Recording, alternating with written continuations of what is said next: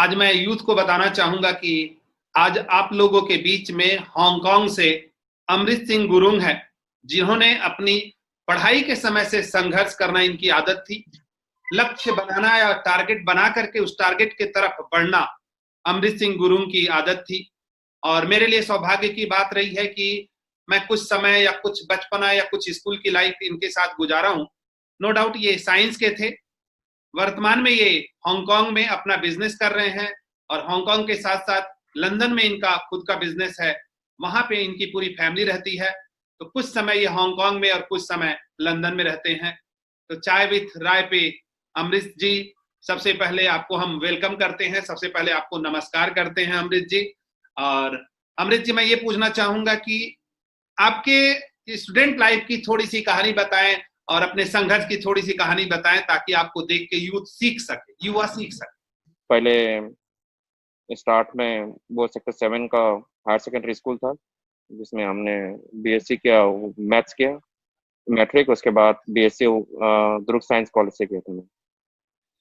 अमृत जी, इसका आप भिलाई छोड़ने के पीछे मुख्य रीजन कहाँ था, और भिलाई छोड़ करके शायद आप नेपाल चले गए?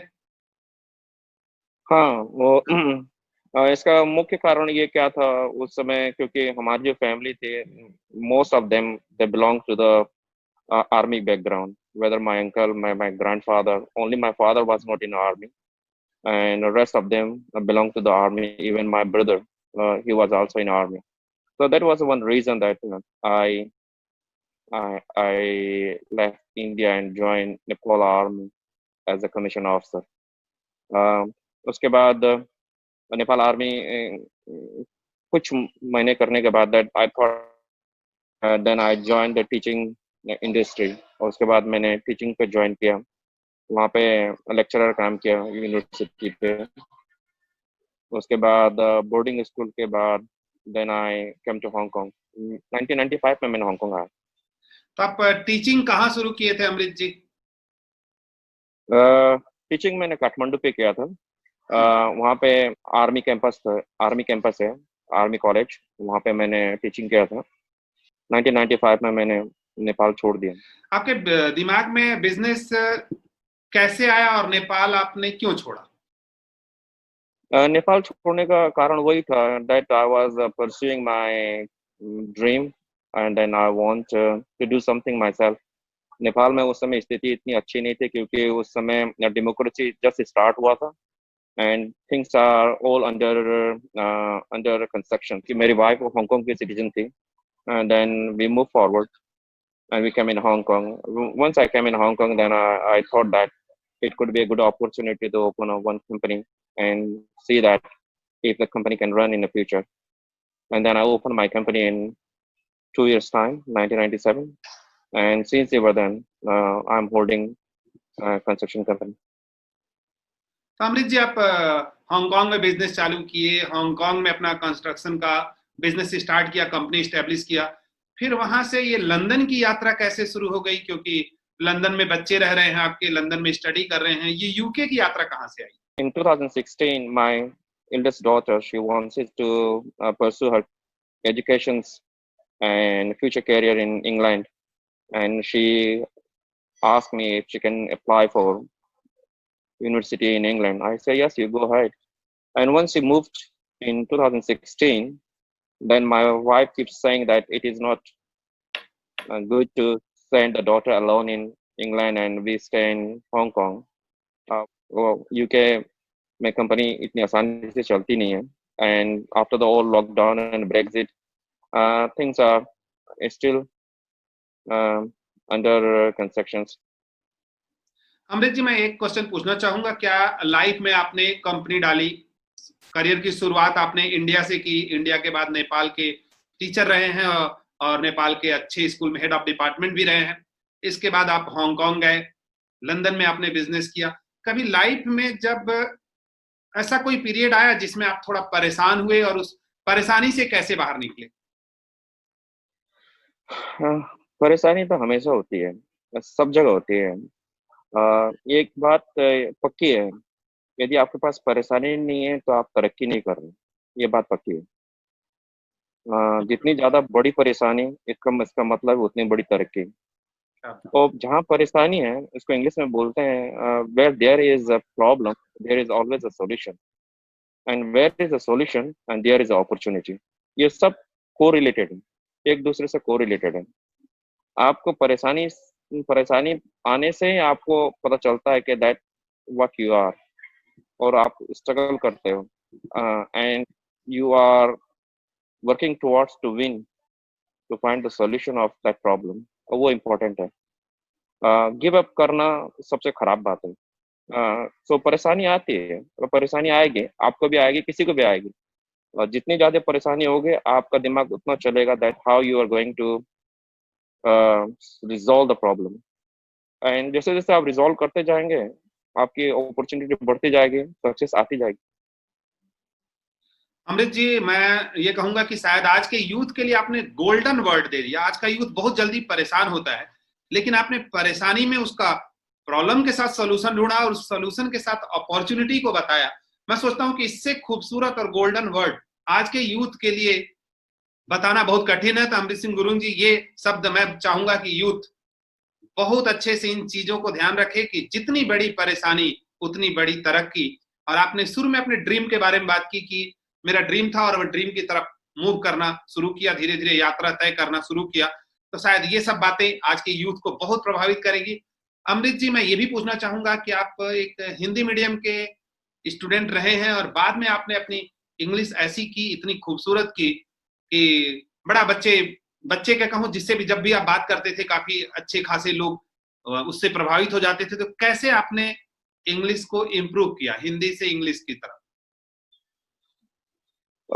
जहाँ तक मुझे याद है, it's very natural.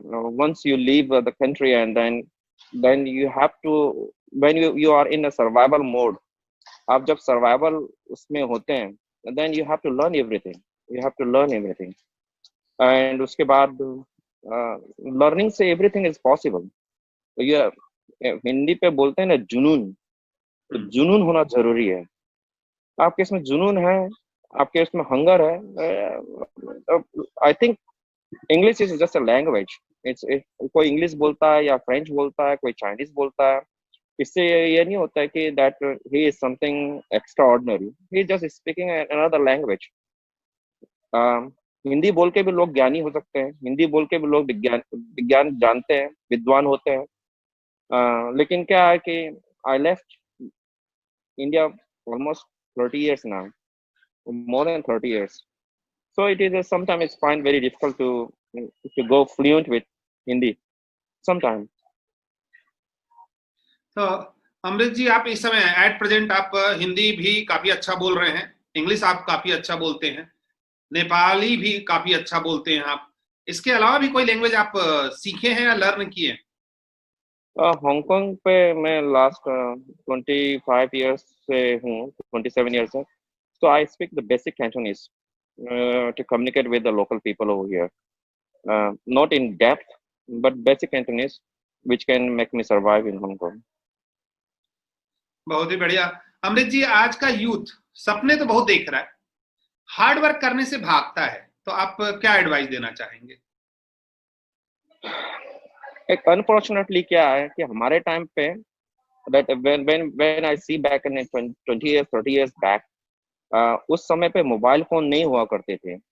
There is everything, if you want to come from the school and you want to spend your time for your hobby, all has to be that you have to go outside and do some outside games in sports, और games on sports जो है एक it's very important key to motivate you and to keep you in competitions and keep you competitive for anything. आज का youth का problem क्या है कि वो घर से बाहर जाता नहीं है, वो गेम खेलता नहीं है, वो कॉम्पिटिटिवनेस में वो डायरेक्टली इन्वॉल्व होना चाहता नहीं है। मोस्ट ऑफ टाइम या तो एजुकेशन है एकेडमिक, या तो फिर उसके बाद फोन होता है, फोन पे वो all social media and all stuffs.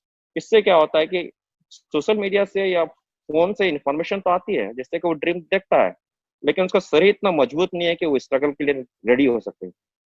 शरीर मजबूत का मतलब है दो चीजें हैं। आपका बॉडी माइंड सिर्फ स्ट्रांग होने से नहीं होगा, आपका बॉडी भी स्ट्रांग होना चाहिए। You have to keep your body and body mind together. Modi ji भी बोलते हैं कीप इंडिया फिट। इसके पीछे बहुत बहुत डीप डीप रिसर्च हुआ है कि आपका body mind only can work unless you have a very strong body. बहुत ही बढ़िया अमृत ये जी। प्रॉब्लम है यूथ के साथ।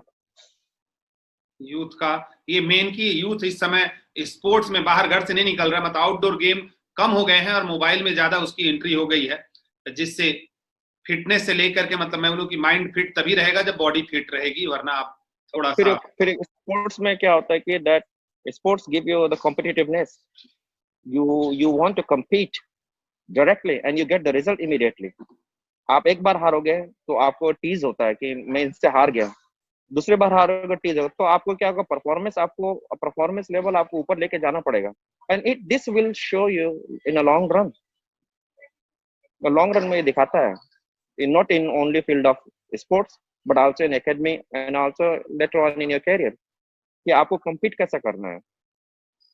बहुत ही बढ़िया अमृत जी, बड़े अच्छे से आपने बताया कि हमको फिट। अमृत जी, मैं आपके बारे में सबसे इंपॉर्टेंट चीज ये जानना चाहूंगा कि आज आपकी लाइफ स्टाइल क्या है, आप कितने घंटे लगभग काम करते हैं? क्योंकि जस्ट मैं थोड़ी देर पहले मैं आपका व्हाट्सएप चैट देख रहा था, तो उसमें आप जिम में थे और इसके बावजूद आप टाइम मैनेजमेंट को भी ध्यान रख रहे थे, चीजों को भी बहुत अच्छे से ध्यान रखते हो, तो कैसे इन पूरी चीजों को मैनेज करते हो?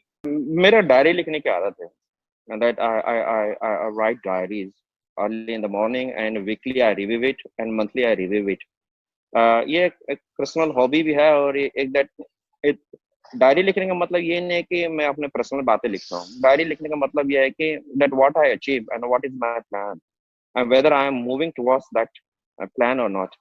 ये something that keeps me in track. जहाँ तक काम का है, आई believe in less work and more productivity. Directly जो मेरा कंस्ट्रक्शन का काम है उसमें डायरेक्टली इन्वॉल्व होने से ज्यादा that I delegate my responsibility to my subordinates. जो मेरे मैनेजर्स हैं, सुपरवाइजर हैं, उनको मैं डेलीगेट करता हूँ थ्रू द व्हाट्सएप में होता है, आपके साथ जूम पे होता है, and then once a week we have a meeting, we have a progress meeting, marketing to future meeting. ये एक चीज है that we have fixed and it never change. और उसके बाद दूसरा है जो मैं दूसरा बोलता हूँ हेल्थ मैनेजमेंट के लिए that I invest almost every week nearly 20 to 30 hours. Every week I go hiking, mountain hiking, extreme hiking. Every week I never lose it. यहाँ हांगकांग पे 3 बजे आज फिर है that I go with the group. That hiking is not simple hiking. It is a mountain and hiking and cycling, running, that kind of things. So it keep you in compete. And यदि आप manage करना चाहते हो तो everything you can manage, but you have to see that what is your priority. Give the priority, and then make the time. ये depend करता है कि आपके प्रायोरिटी लिस्ट में क्या क्या है, आप उसको फॉलो करते हैं कि नहीं करते हैं।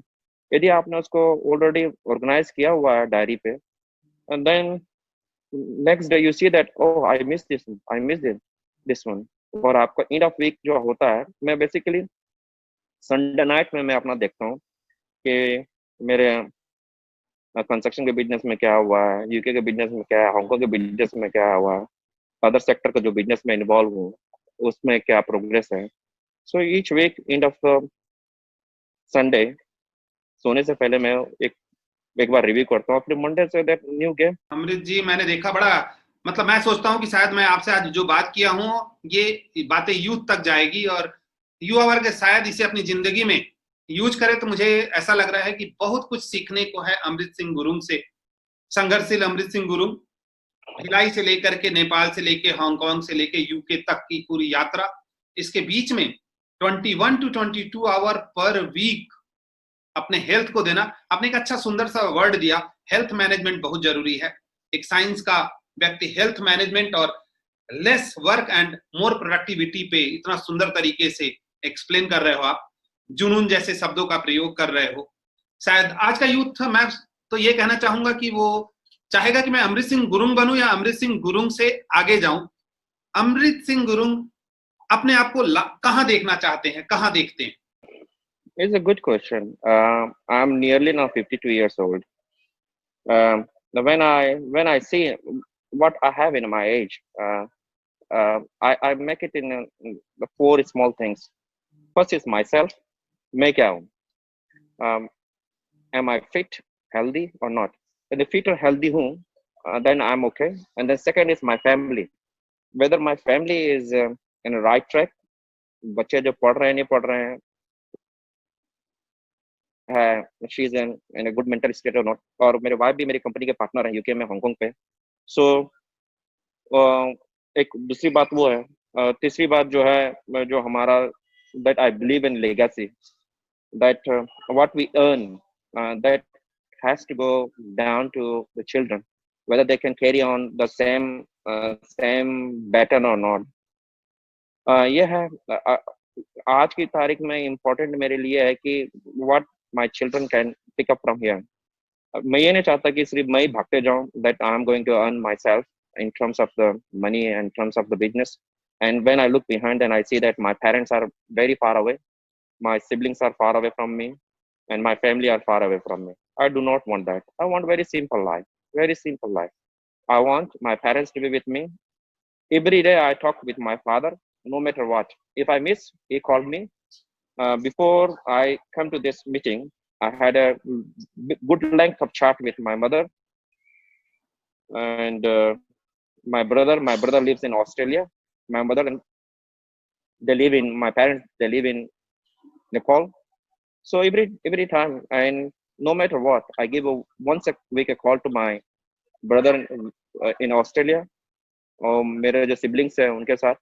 सो ये चाहता हूँ कि that we all in touch. मेरी फैमिली के साथ एवरी टाइम होता है बात।